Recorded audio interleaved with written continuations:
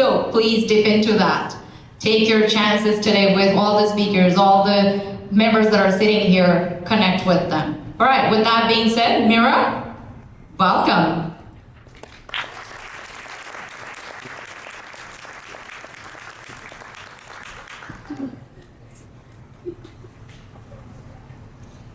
Well, those are tough acts to follow. So I'm Mira Quintin. I wanted to thank organizers and say that on behalf of Advanced Education, I'm as surprised as everybody that I actually got invited to join these wonderful two leaders.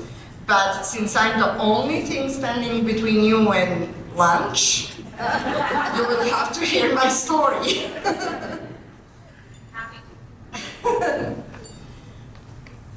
You are an immigrant with foreign education, have a nice admin job and a steady paycheck. Why do you need more than that? Those were the very words spoken to me by a director in my first job with government, to whom I went to ask for references. While those were her actual words, what I heard was, for me, that was the best that was going to get. My name is Mira Quintin, and currently I'm Director of Program Accountability, Scholarships and Oversight with Advanced Education in the government of Alberta. Clearly, it wasn't as best as it was going to get. My length and the length and the randomness of my title shows that I have a hardwired drive to prove people wrong. And that drive never stopped from the time when I was at university or when I was planning to go to university to this very day. I was born and raised in Yugoslavia. My accent, even though it sounds like it's from Red Deer, it's not. I spent my teenage years planning to be a lawyer because, hey, my drive to prove people wrong would be a huge asset. Let's be real.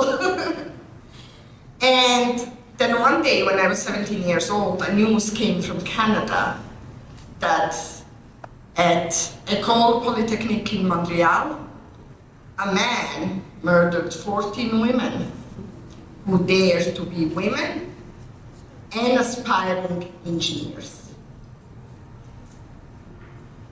I couldn't believe that in the 20th century, such notion existed. And I really wanted to prove the road wrong. I wanted to prove that road, that antiquated road wrong. So I went ahead and I became an electrical engineer.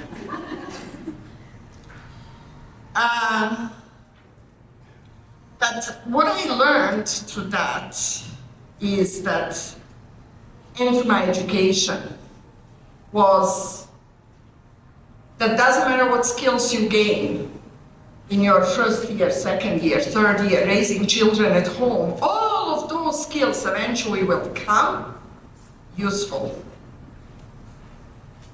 Because women are natural learners. We learn from every experience we have. We are natural leaders. We manage unruly children. It's an incredible job. Not that I would know what that is, but it's still an incredible job. The moment I shared with you at the beginning of my speech about what I was told that was the best it was going to get, happened 20 years ago.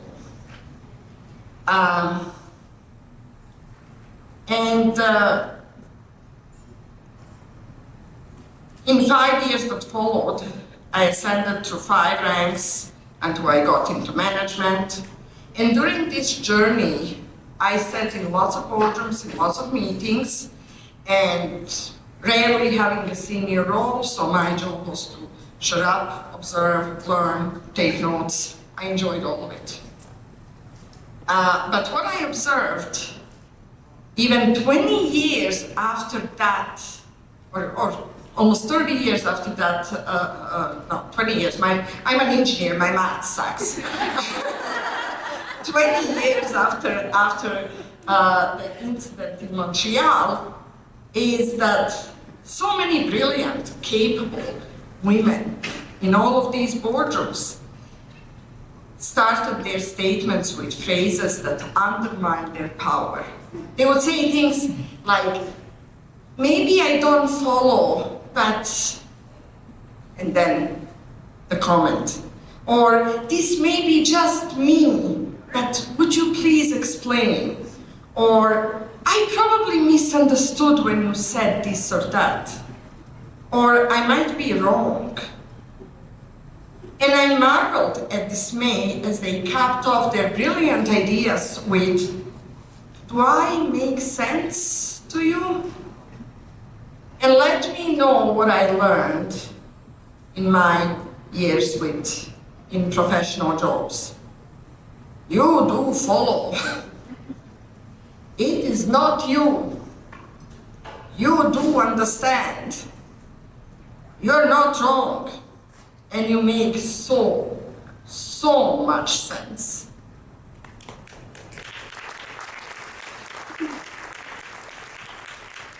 Thank you, I sadly am not done yet.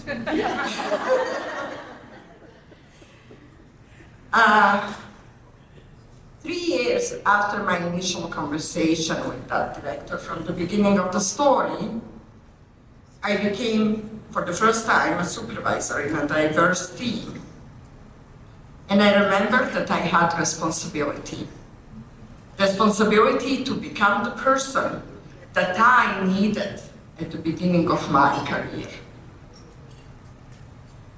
I had responsibility to amplify the voices that are often unheard or talked over, to cultivate an environment where a hard-working mother could take a day off without a hint of guilt, or stroll into work a few minutes later after dropping off her kids to school without being afraid that she's going to get a 3rd degree from me.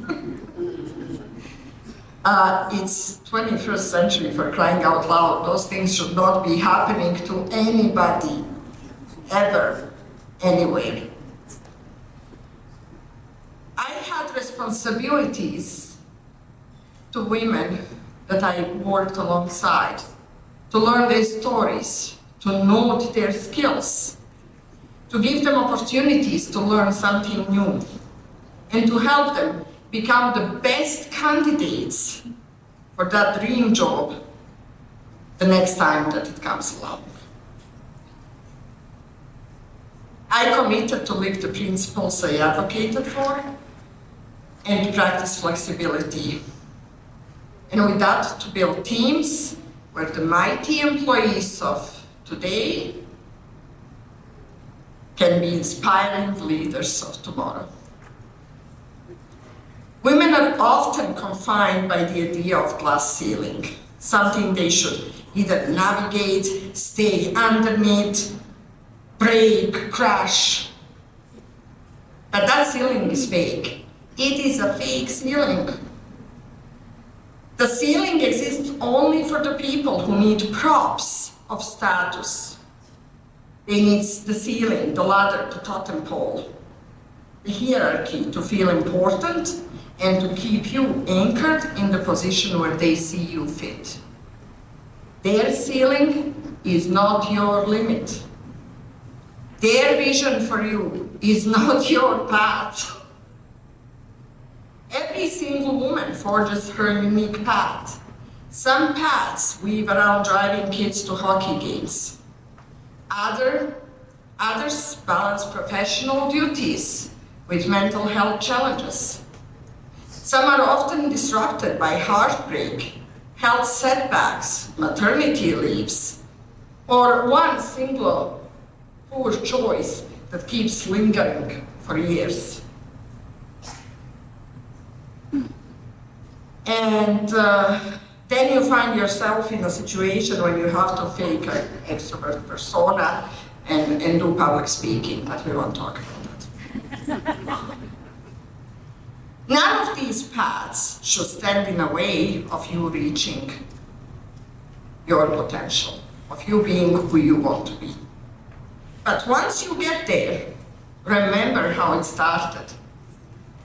Remember who you needed when you started, and be that person for someone. Empowering women really just means making it easier for those who are coming up. It means maybe bringing your 10-year-old niece, right over there, to hear the speeches about the importance of women empowerment and to remember to live that. It means on occasion raising your finger when someone starts talking over you and saying, "Allow me to finish." It means not being apologetic for having a suggestion, a correction, or an opinion. It means knowing that you belong at that table, even if it's with the confidence of an electrical engineer who never worked in her profession, but walks into a boardroom confident that she can lit some light bulbs around the table. Because if you do, the generations of women who come after us will never have to. They will know they belong at that table. And they will know that that is not the best that it's ever going to get. Thank you